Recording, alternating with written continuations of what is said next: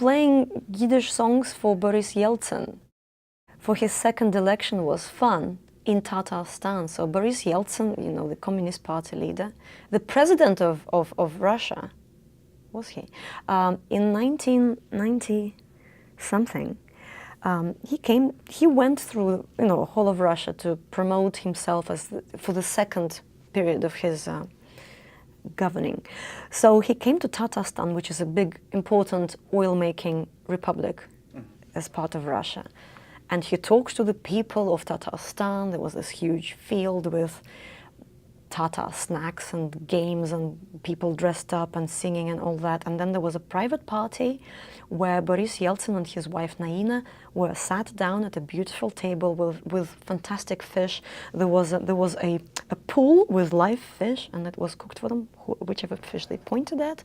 And we were, there were two bands, a Tatar band and us, Simcha, the Jewish band of Tatarstan, and we played for them. And I thought that was an interesting experience, because Yeltsin and his wife were genuinely interested to hear tumbalalaikas and all the stuff we offered them. And after their lunch and drinking with the president of Tatarstan, we have this, they came up to us and they gave us, you know, hugs and kisses, and they thanked us.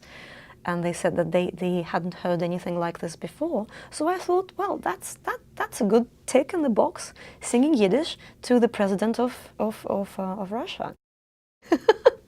That was a clash in Tatarstan, Russian president drinking vodka and Yiddish band. How good is that?